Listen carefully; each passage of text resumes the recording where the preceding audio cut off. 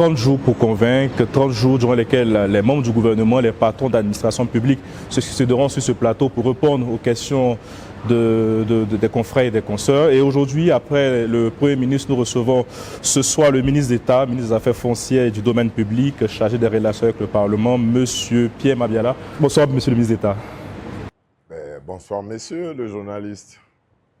Et je voudrais vous dire que je suis très heureux de participer à votre émission. 30 jours pour convaincre. Je suis vraiment très heureux d'être là et je vous remercie pour m'avoir fait l'honneur de m'inviter à votre émission. Merci à vous. Je suis accompagné de ma consoeur Marna Julie Mankene, bonsoir, et Hassane Séverin, bonsoir. Monsieur le ministre d'État, que peut-on retenir de votre action à la tête de votre ministère durant ces 5 dernières années? 5 ans, c'est beaucoup. En 5 ans, on peut beaucoup réaliser. Dans tous les cas, lorsqu'il s'agit de présenter un bilan, le bilan du chef de l'État, ce n'est pas le mien. Moi, j'ai été, pendant ces 5 ans, un acteur de réalisation du projet de société du président de la République, son Excellence M. Denis Sassou Nguesso, dans le secteur spécifique du foncier, du domaine de l'État. Et donc, en un mot, dans le secteur de la gouvernance foncière dans notre pays. Et si, quand vous me posez la question, vous avez besoin d'épingler à votre émission ce qui a été réalisé, je voudrais d'abord vous dire que le secteur du foncier est un secteur essentiellement technique. Et puisque c'est technique, je voudrais m'appuyer sur un support que j'ai préparé pour vous permettre de mieux me suivre et certainement de mieux me poser des questions dans le sens de l'interaction. J'imagine qu'il y aura une interaction et je suis prêt à répondre à toutes vos questions. Alors, dans ce que j'ai préparé ici comme support, je voudrais d'abord dire que le bilan du quinquennat 2021-2026 consiste à faire un inventaire ou un état de résultats obtenus dans la période susmentionnée.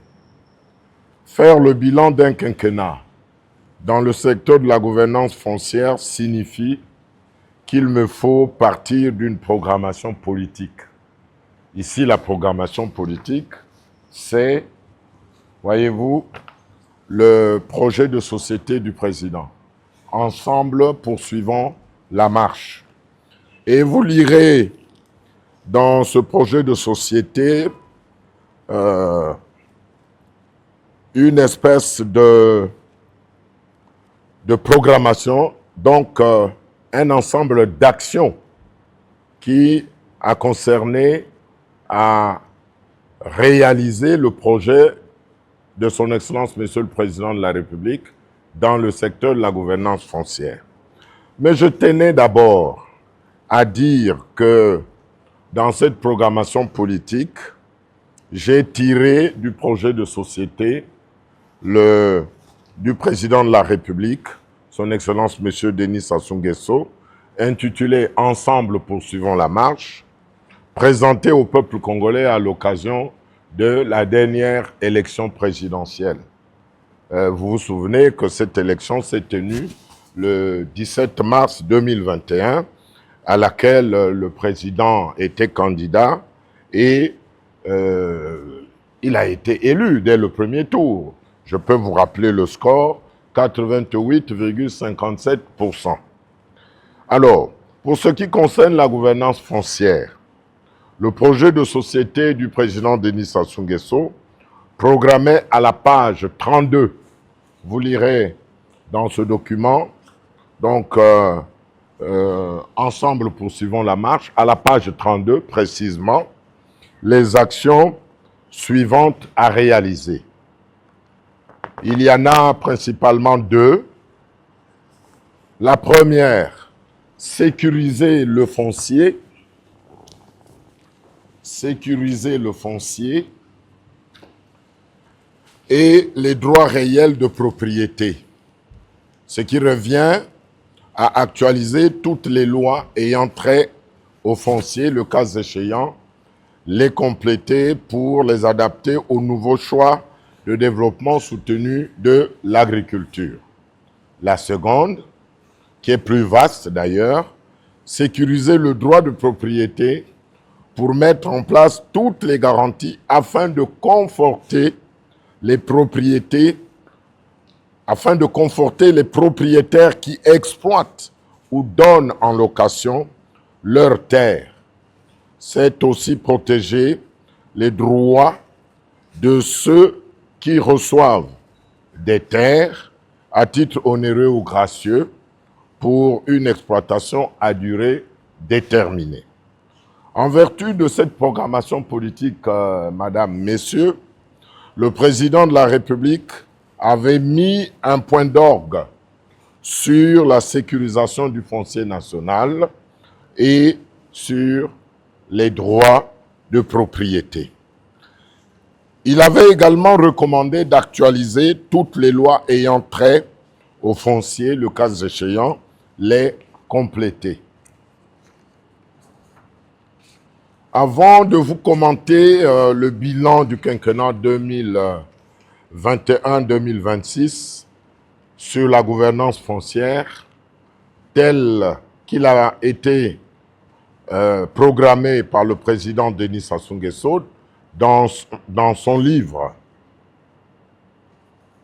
à la page 28, 29 et à la page 35, permettez-moi de vous rafraîchir la mémoire pour ceux qui sont des Congolais, notamment pour vous dire qu'en 2024, messieurs, vous qui venez de la Côte d'Ivoire, le président Denis Sassou Nguesso avait procédé à une grande réforme foncière dont l'objectif était d'instaurer un cadre légal, de réinstaurer la sécurité du droit de propriété, de créer un cadre moderne, de réunir les conditions d'une gestion foncière orthodoxe, attractive à l'égard des investisseurs privés nationaux comme étrangers, d'instaurer l'impôt foncier pour diversifier les ressources de l'État, de créer un climat des affaires propice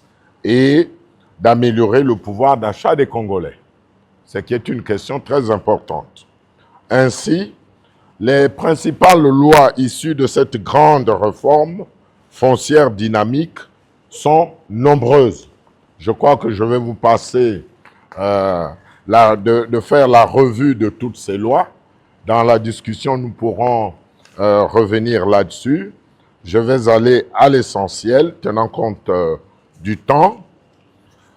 Alors, c'est vous dire donc qu'en 2021, le président Denis Sassou Nguesso, dans son projet de société Ensemble poursuivons la marche, avait fixé le cap de l'amélioration de la gouvernance foncière et avait voulu marquer une constance de leadership dans le secteur du foncier, qui est un secteur transversal de l'économie nationale.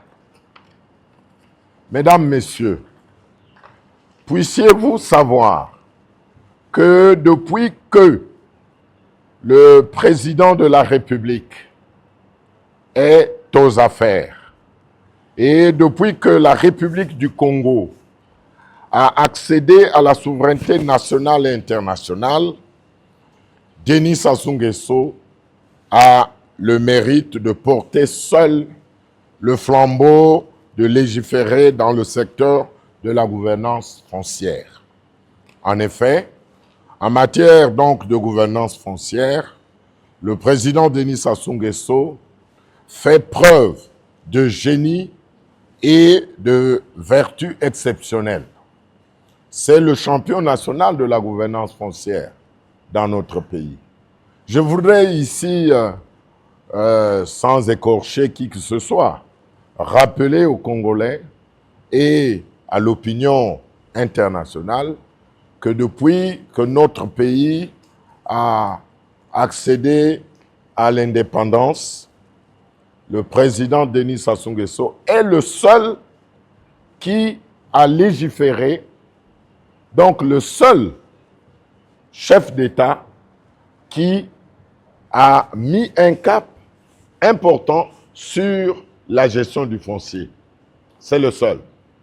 Comptez donc le nombre de chefs d'État, le nombre de présidents que le Congo a connus, eh bien, de tout cela, le président Denis Sassou Nguesso est le seul qui a, dans ses différents programmes de développement de notre pays, a donc développé le secteur du foncier. Dans cette gouvernance foncière, le président Denis Sassou Nguesso, dans son livre « En toute transparence, le bilan d'un quinquennat 2021-2026 », aux pages 28, 29 et 35, rend compte au peuple congolais ainsi qu'il suit. Je crois que vous avez le livre. Je vais vous passer de cette lecture. Les pages 29, les pages 28, 29 et 35 sont bien consignées dans ce document et vous les lirez.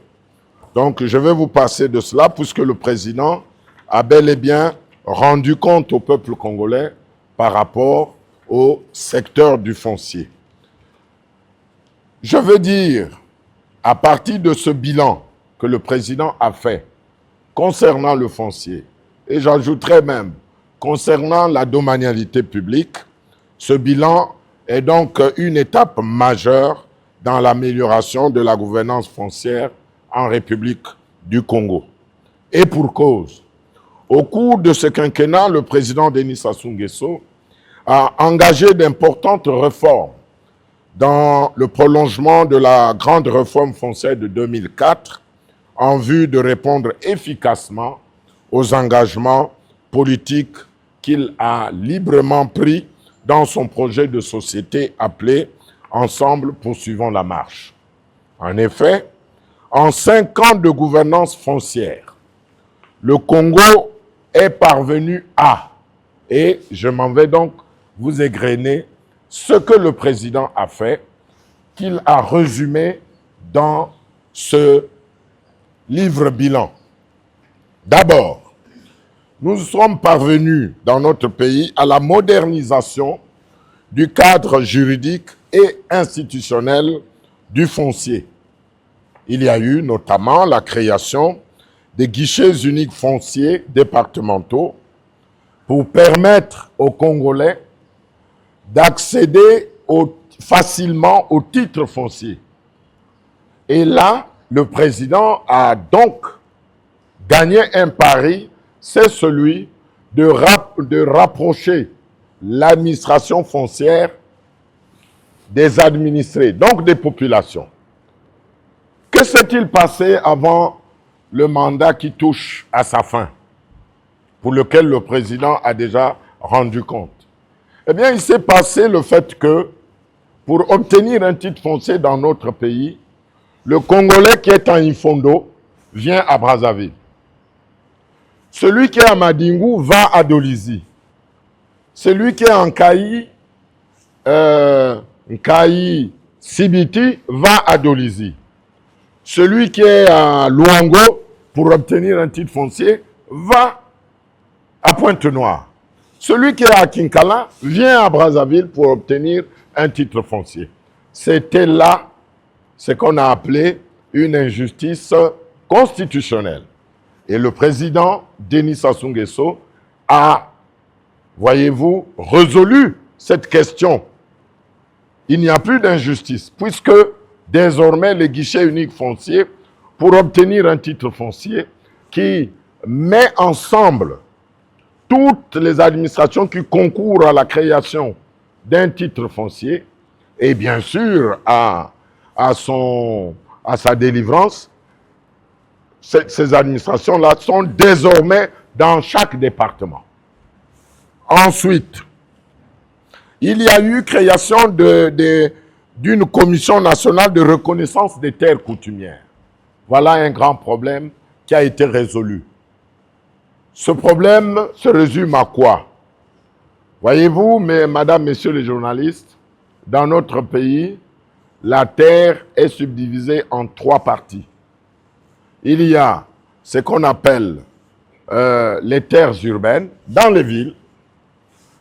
Il y a ce qu'on appelle les terres tampons, c'est-à-dire les terres périurbaines qui font le lien entre les terres urbaines et les terres coutumières. Et les terres coutumières sont d'une protection très, très importante. Pourquoi? Parce que c'est au niveau des terres coutumières que l'État réalise les projets de développement économique et social de notre pays. Mais là, il y avait le désordre, justement. Un désordre accru que le président venait donc de réaliser, plutôt que le président venait de résoudre pendant le mandat 2021-2026. En quoi faisant? En créant une commission nationale de reconnaissance de terres coutumières, parce que cette commission permettait aux détenteurs de terres coutumières de déclarer leurs terres auprès de l'État. La déclaration de terres auprès de l'État. Voyez-vous, une terre qui n'est pas déclarée n'est pas reconnue par l'État. Et à ce moment-là, ces terres-là n'ont aucun document. Et donc, ce ne sont pas des terres qui sont immatriculées. Et ces terres sont vraiment protégées parce que la loi dit, et il s'agit de la loi 21 qui a été prise dans le courant de ce mandat, précise que ces terres sont protégées de telle sorte qu'un étranger ne peut pas les approprier. Donc il est interdit à tout étranger d'acheter ou d'acquérir des terres coutumières.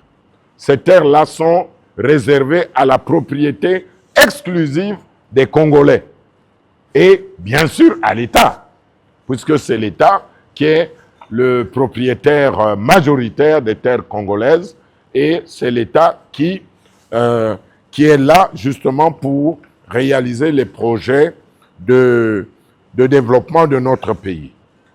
Pendant donc les 5 ans, 2021-2026, il y a eu le renforcement de la sécurité physique et juridique des propriétés immobilières des particuliers et de l'État. Il suffit de vous conférer à la loi qui fixe les règles d'immatriculation et de la propriété immobilière.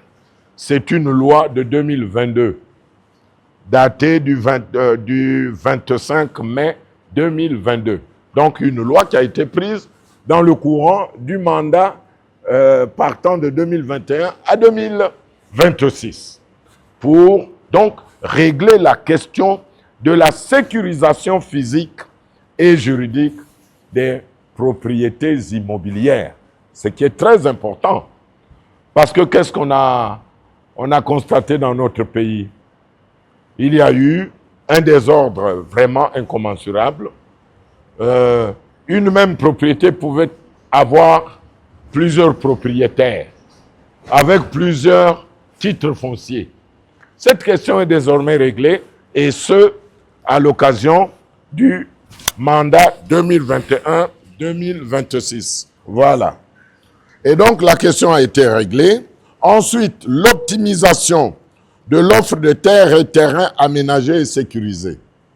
Madame, Messieurs les journalistes, dans notre pays, le président Denis Sassou Nguesso, qui est un grand visionnaire en matière de gouvernance foncière, a créé un établissement public appelé Agence foncière pour l'aménagement des terrains. Pourquoi avoir créé cet établissement public? Parce que l'État congolais a constaté que les Congolais occupaient des terres qui ne sont pas aménagées. Et à partir de ce moment-là, naissaient toutes les dérives. Érosion, inondation, éboulement de terre. Et puis finalement, avec son cortège de malheurs, parce que quand il y a érosion, les maisons tombent, avec elles, les habitants qui trouvent la mort. Mais pour régler donc cette question, eh bien, le président Denis Sassou Nguesso a inversé la situation. C'est-à-dire l'aménagement des terrains, des terres et des terrains, doit précéder l'occupation. Alors qu'autrefois, c'est l'occupation humaine qui précédait l'aménagement. Donc, avec l'Agence foncière pour l'aménagement des terrains, eh bien là, terminé, c'est l'aménagement qui doit précéder l'occupation. Aménager, ça veut dire quoi? Aménager, c'est finalement faire que le particulier, le citoyen congolais et même l'étranger vivant régulièrement dans notre pays puisse acquérir un terrain qui est aménagé, qui ne lui présente aucun danger par rapport à sa vie. Donc, il n'y a pas d'inondation, pas de glissement de terrain, pas d'érosion. Donc, terrain aménagé avec caniveau bien tracé, avec tous les services publics qui puissent accompagner l'acquisition de ce terrain. Ensuite, au courant de ce mandat, le président de la République a gagné un grand pari, c'est celui de l'amélioration de l'accès de la terre au moyen de la procédure de reconnaissance des terres coutumières. Je vous ai déjà expliqué cela. Un autre pari gagné par le chef de l'État, Denis Sassou Nguesso, c'est l'immatriculation des terres coutumières contre paiement en nature ou en espèces. Qu'est-ce que ça veut dire? Eh bien, ça veut dire que tout simplement que lorsque vous avez vos terres coutumières, vous les faites reconnaître à l'État, l'État vous délivre un procès verbal de reconnaissance des terres coutumières. À travers ce procès verbal de reconnaissance des terres coutumières, vous êtes appelé à vous présenter devant l'administration foncière qui est chargée d'immatriculer votre terre. Mais alors, ici, il y a deux possibilités pour immatriculer vos terres. Soit vous payez en nature, et à ce moment-là, l'État récupère 10% de vos terres. C'est légal. Et c'est même dans la loi de finances de chaque année. 10%. La loi le dit. Ensuite, si vous ne pouvez pas payer en nature, eh bien vous payez en numéraire. Vous payez donc le prix en numéraire qui équivaut au montant du titre foncier. Et là, c'est une grande avancée parce que les Congolais avaient l'habitude de ne pas... Y a-t-il un problème? Les Congolais avaient l'habitude de ne pas immatriculer leurs terres. Là, maintenant, il y a une ruée vers l'immatriculation des terres et terrains, c'est-à-dire vers le titre foncier. Ceci contribue, bien sûr, à la sécurisation. Alors, une autre avancée, une autre innovation obtenue pendant le mandat qui s'achève, c'est la création des guichets uniques fonciers départementaux. Là aussi, je vous ai déjà expliqué cela. Ces guichets uniques fonciers départementaux permettent de rapprocher l'administration du foncier vers les citoyens qui sont à l'intérieur du pays. Voyez-vous, par exemple, lorsqu'il s'agit d'une élection, l'État rapproche l'administration électorale des électeurs, même dans les hameaux, les petits villages. Mais à l'époque,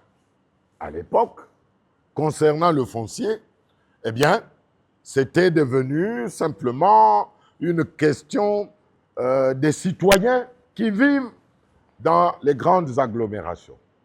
Et le président Denis Sassou Nguesso a donc régularisé la question en rapprochant l'administration foncière des citoyens, même celui qui vit en campagne. La suite, c'est que finalement, nous connaissons aujourd'hui ce qu'on appelle une réduction des conflits fonciers. Nous tendons donc vers la réduction des conflits fonciers. Parce que les lois sont venues encadrer tous les comportements déviants vers les conflits fonciers.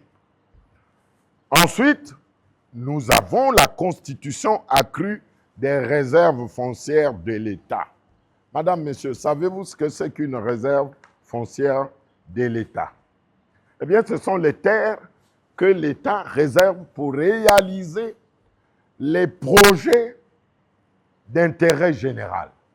Tous les projets que vous voyez là, le président est champion dans la construction des hôpitaux, la construction des casernes militaires, la construction des routes, la construction des lycées, des infrastructures, voyez-vous, portuaires, aéroportuaires, la construction de toutes les infrastructures qui se sont réalisées au courant de ce quinquennat, eh bien, c'est grâce aux réserves foncières de l'État. Je ne vais pas oublier les zones économiques spéciales. Les Congolais connaissent bien ce que c'est que ce qui représente les zones économiques spéciales.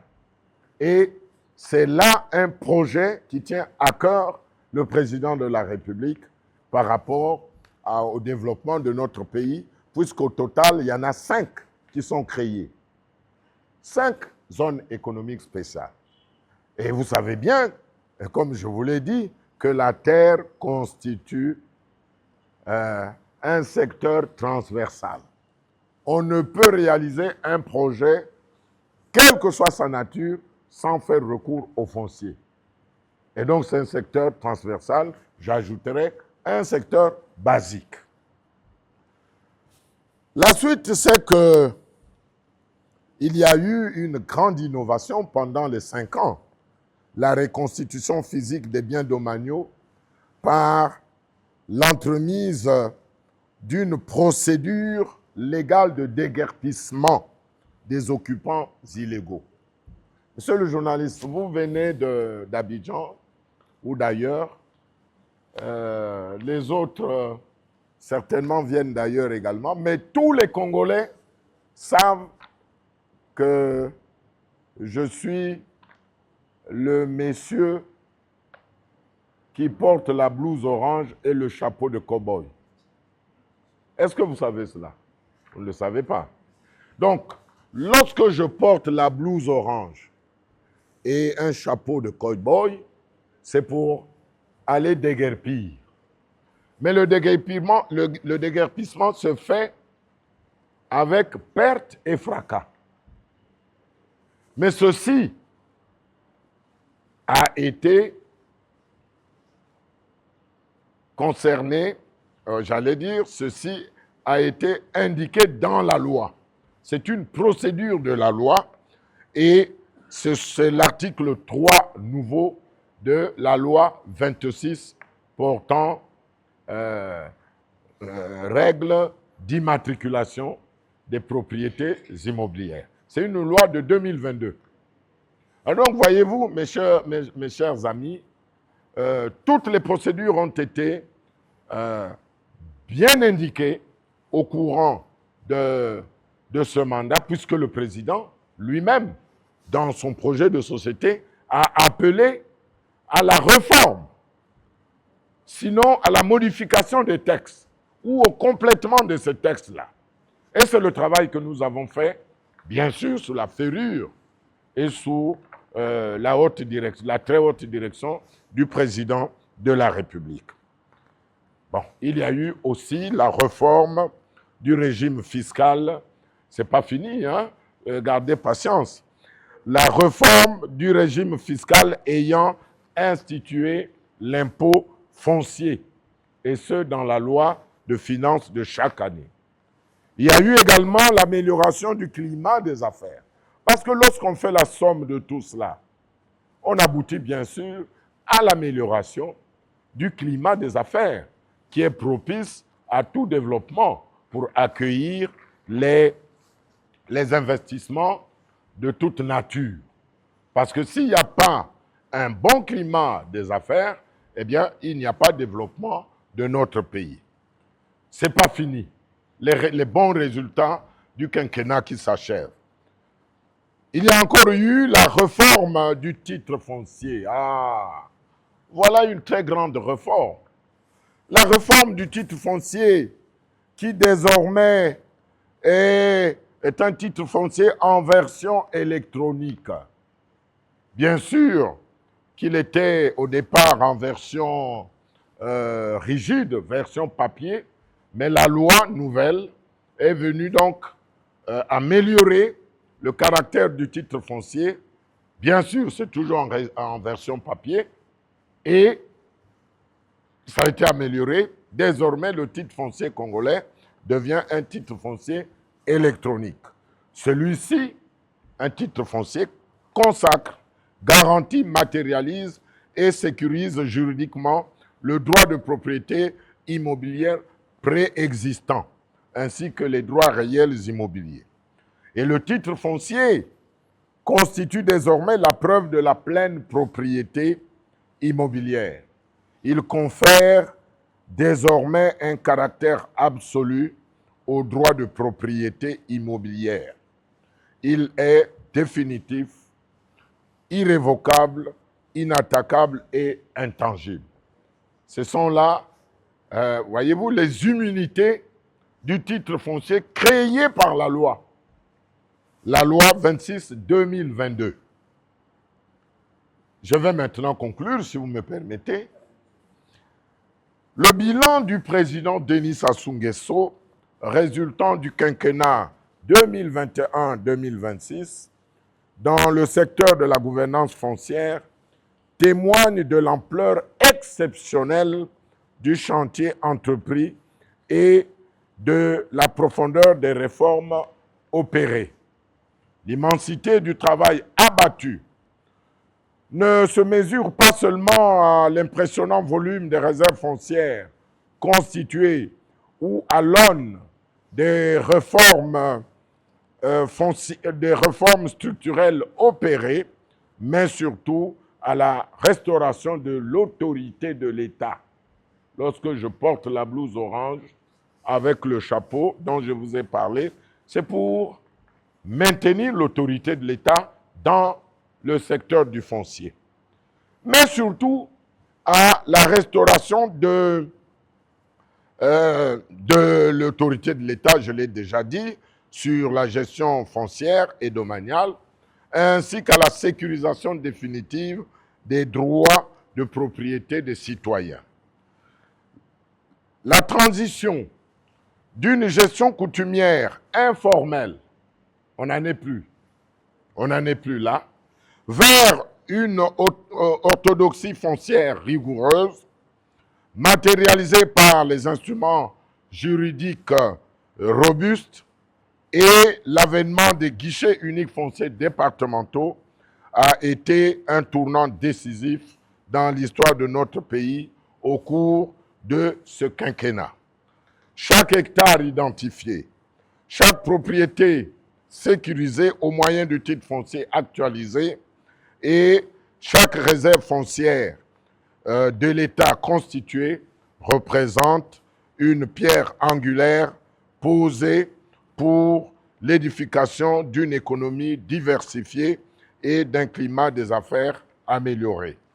Les Congolais peuvent donc légitimement se satisfaire de constater que la marche vers le développement que nous poursuivons encore s'appuie avec assurance sur un socle foncier assaini, transparent et résolument tourné vers l'avenir. Ces acquis, fruits d'un engagement politique et social sans précédent du président Denis Sassou Nguesso, constituent une garantie de prospérité équitablement partagée entre les générations présentes et à venir. Madame, Messieurs, les journalistes et vous qui constituez le public, lorsque je dis cela, je vous remercie.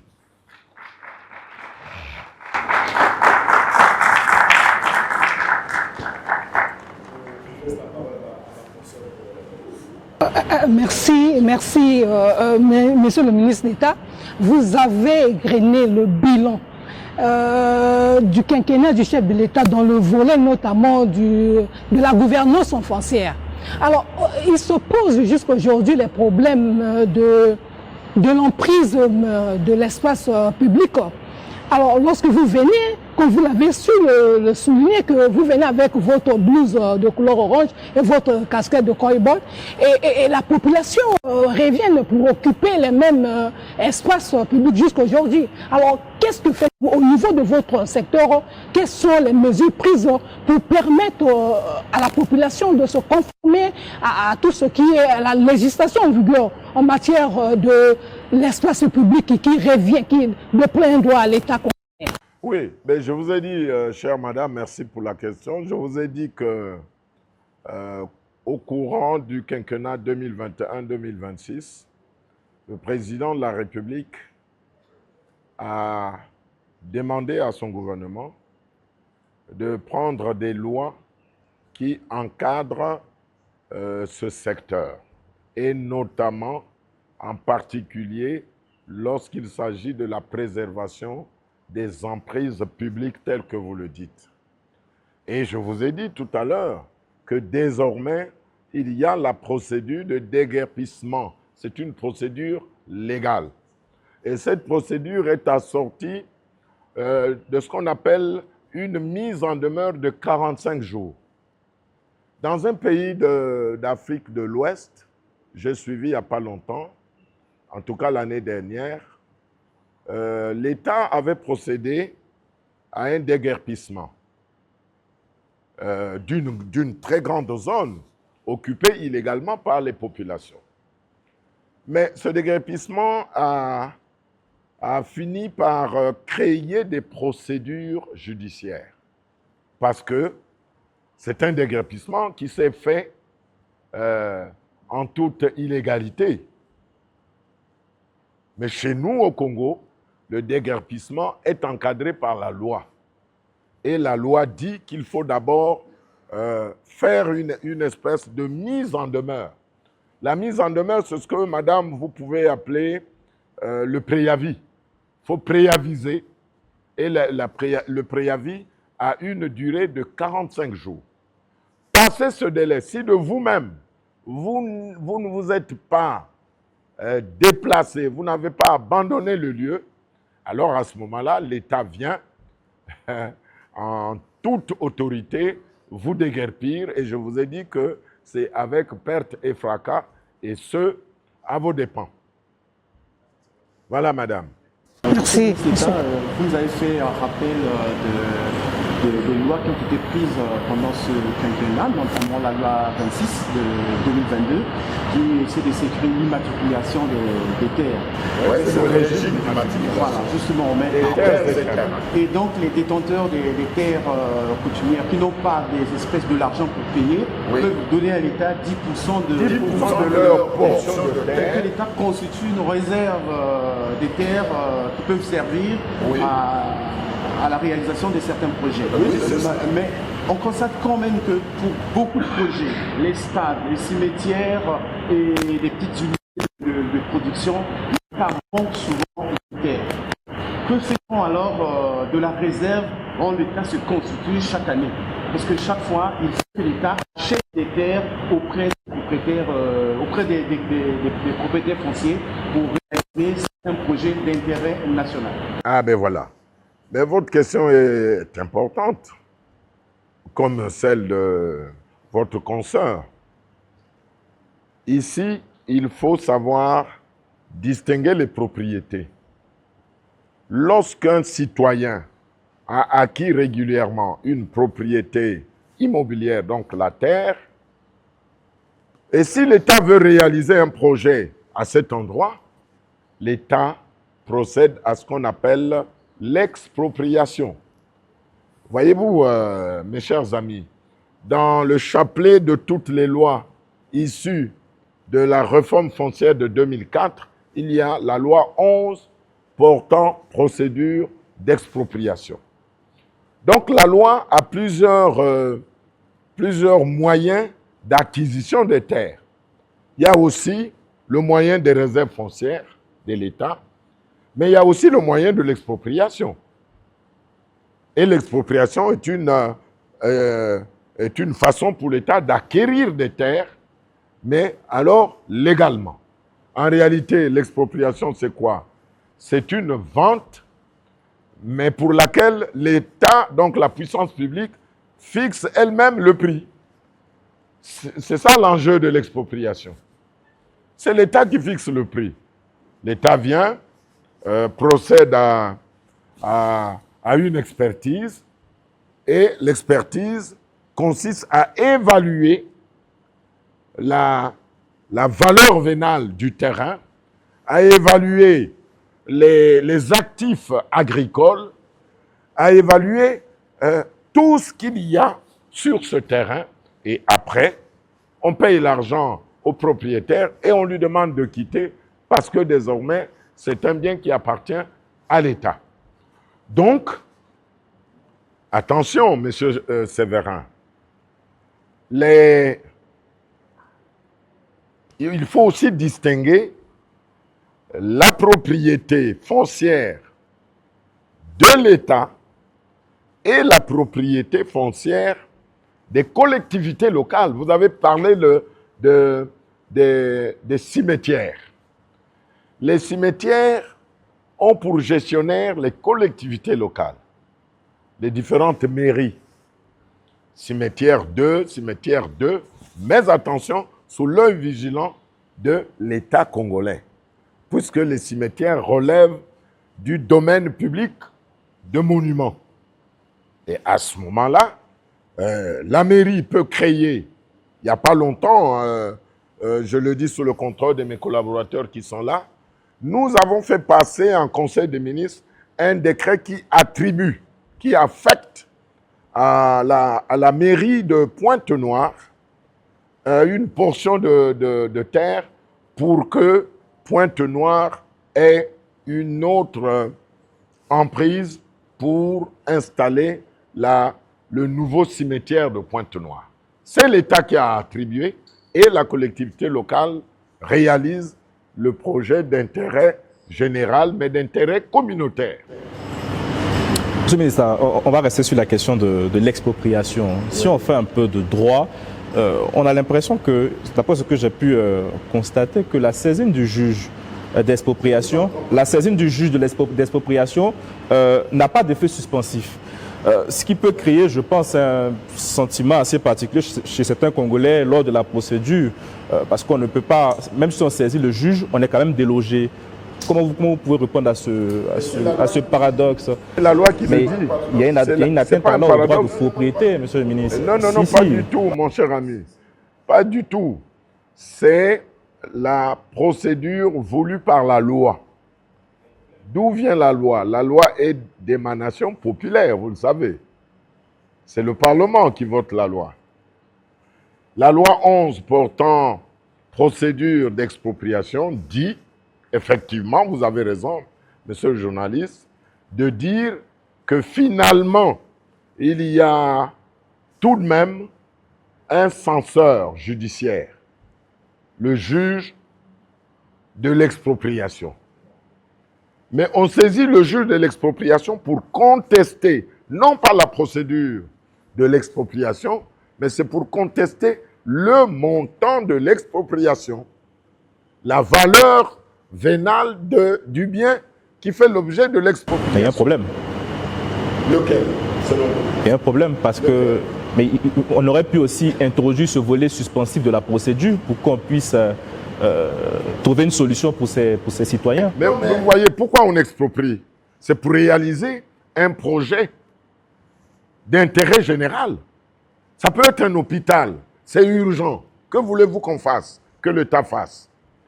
Ça peut être, je prends dans le secteur sécuritaire, au niveau de la sécurité nationale. L'État décide d'installer là une caserne militaire pour sécuriser, par exemple, une frontière. Donc, lorsque l'État procède à l'expropriation, il y a toujours un caractère d'urgence et surtout un caractère d'intérêt général. C'est d'intérêt général. Et d'ailleurs, la loi elle-même appelle cela l'intérêt public. Parce que le ministre du foncier que je suis, je pense qu'on appelle une DUP, c'est-à-dire la déclaration d'utilité publique.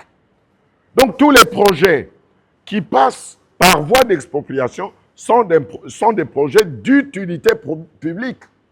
Mais là où il y a utilité publique, il y a urgence nationale. Il y a urgence nationale. N'oubliez pas que le mandat, ici, on fait quoi? On fait le bilan du mandat de 5 ans. 5 ans, on peut dire que c'est beaucoup, mais dans le cadre du travail sur le terrain, on peut, là aussi, hein, on peut, vous convenez avec moi, dire que c'est peu. Donc il faut, c'est au pas de course, mon cher ami, c'est au pas de course qu'il faut réaliser les projets d'intérêt général, d'utilité publique. Le quinquennat du déguerpissement, bon, ben, je vous donnerai une réponse de Normand, c'est-à-dire oui et non.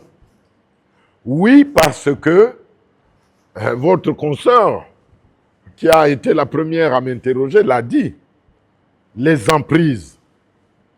Mais il faut les récupérer pour l'utilité publique, ces emprises-là. Il faut les récupérer.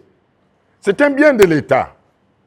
Mais lorsque le citoyen se comporte mal vis-à-vis de la loi, donc il est en conflit permanent avec la loi par rapport à la gouvernance foncière, qu'est-ce qu'on fait? On le déguerpit. Et le déguerpissement est prévu par la loi. C'est la loi 21. En son article 33, si je ne me trompe. Parce que je maîtrise bien ces lois.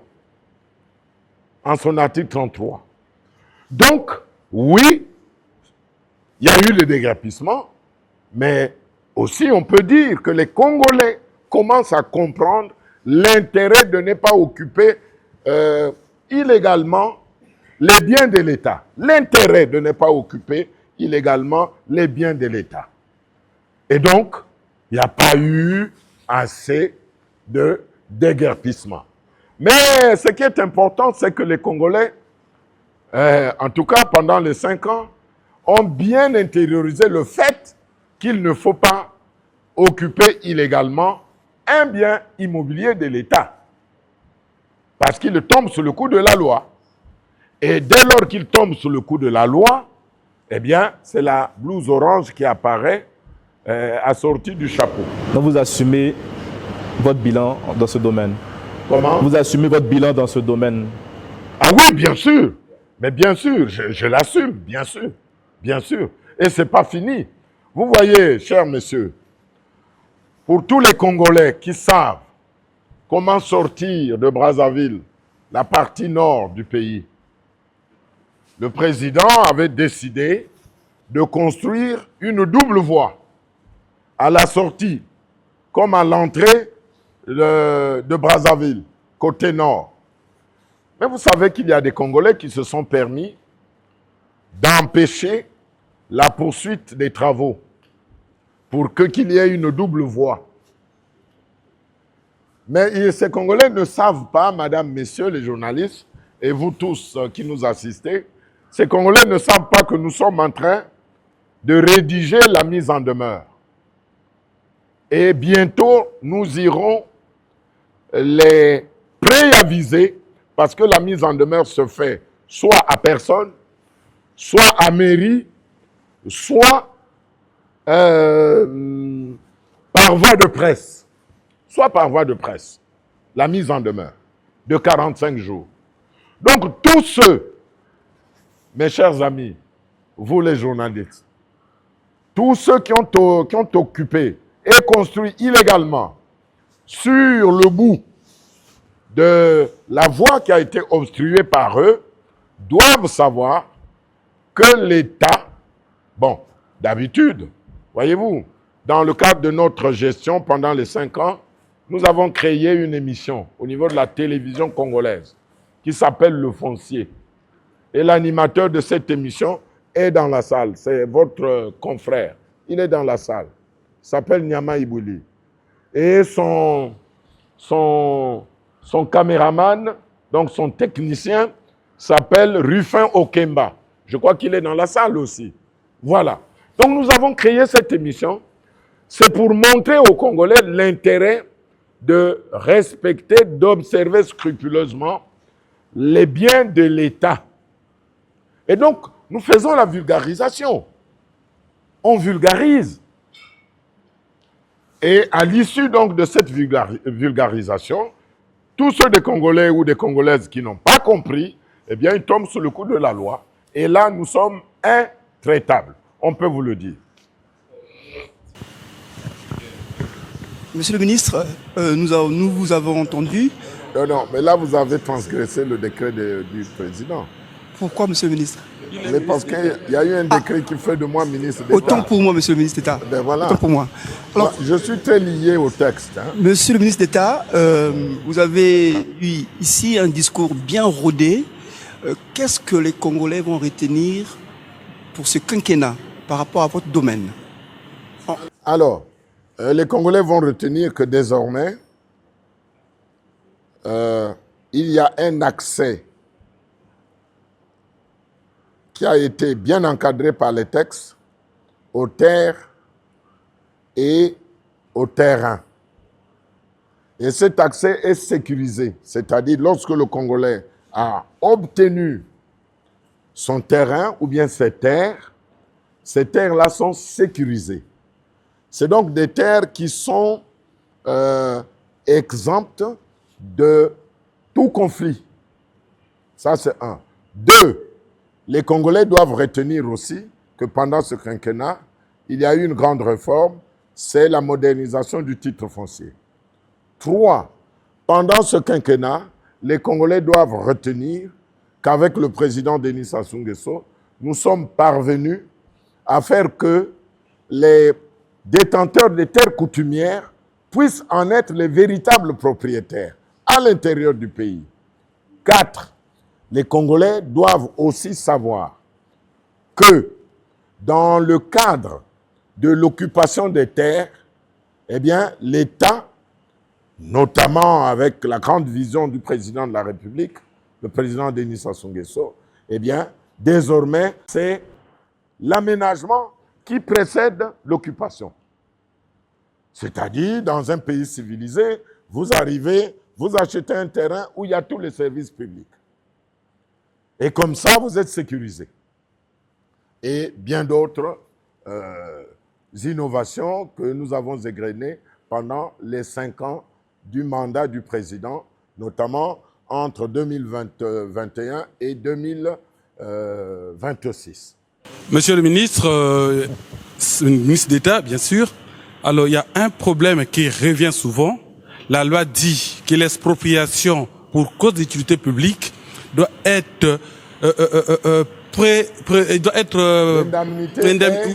d'abord précédée par une indemnité juste et préalable. Oui. Mais on constate qu'il y a des faits dans lesquels les Congolais, les propriétaires, ne sont pas indemnisés Non seulement pas juste, mais aussi de manière préalable. Et le cas le plus concret, c'est celui des gens qui se disent propriétaires avant la construction de l'université Denis Sassou Nguesso à Kintele ou du stade de la Concorde également à Kintele qui jusqu'à aujourd'hui continue parfois à occuper les locaux du ministère des Finances pour réclamer l'air dû.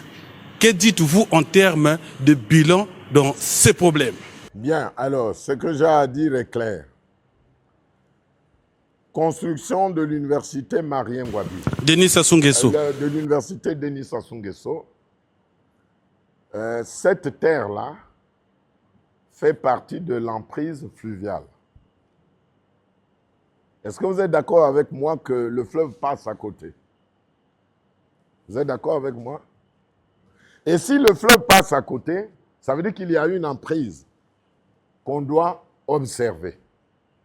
Et toutes les emprises, emprises routières, emprises aéroportuaires, emprises de l'océan Atlantique à Pointe-Noire, les emprises fluviales appartiennent à l'État. Mais vous trouvez des Congolais, mon cher ami, qui en font leur propriété. Si l'État a un projet d'utilité publique ou d'intérêt général à réaliser, qu'est-ce qu'il fait? Que fait-il? Mais l'État déguerpit ces gens-là. Sans indemnisation, mon cher ami. Ça, c'est le cas de l'université Denis Sassou Nguesso. Prenons maintenant le cas du stade de Kintele. Oui, c'est vrai. Là, il y a eu une expropriation en bonne et due forme qui a été menée par mon collègue, le ministre d'État, le ministre Jean-Jacques Bouya, des grands travaux. Mais il y a eu un début de paiement. Et ceux qui ont été payés sont partis. Mais curieusement, ils sont revenus. Vous avez l'argent, on vous demande de partir, on construit le stade avec les autres emprises qui sont alentour. Vous partez, mais vous revenez. Pourquoi? Parce que il faut aussi savoir qu'une expropriation est un processus. Si l'emprise à exproprier est très grande, si cette emprise est très grande, eh bien, on le fait séquentiellement, par séquence. On exproprie, on construit. Mais ceux qui ont été expropriés reviennent et viennent trouver ceux qui n'ont pas encore été payés. Mais ceux qui n'ont pas encore payé restent là et à juste titre. Alors, comment le ministre d'État qualifie-t-il le bilan dans la gestion de ces deux dossiers? Positif, négatif, calamité ou sérieux? Non, mais le bilan est conforme à la loi. Et tout ce qui est conforme à la loi est naturellement positif. Ah, donc votre bilan est positif? Mais bien sûr que oui. Le bilan est positif pendant 5 ans.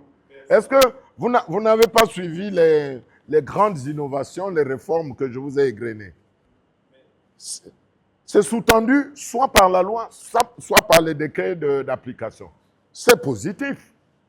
Il n'y a pas de honte à le dire, mon cher ami.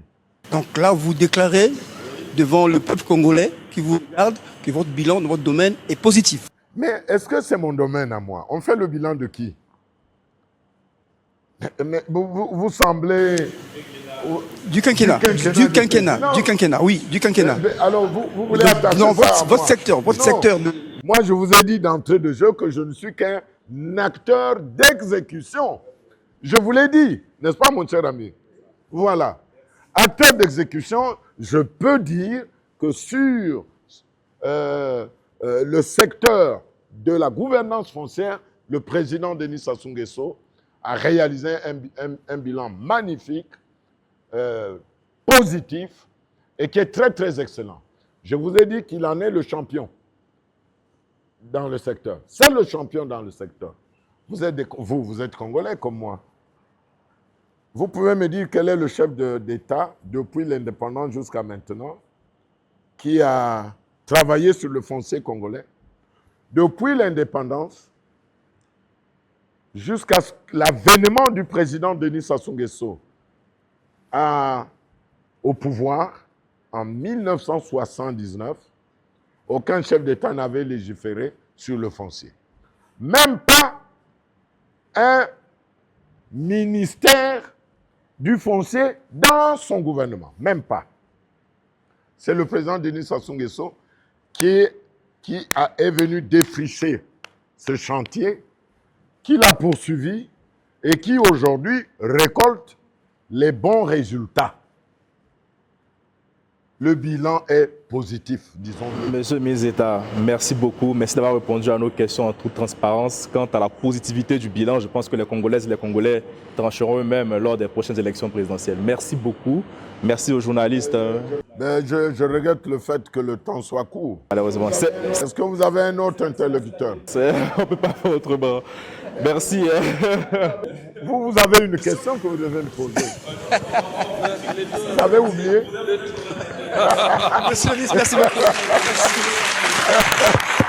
Merci beaucoup. Merci.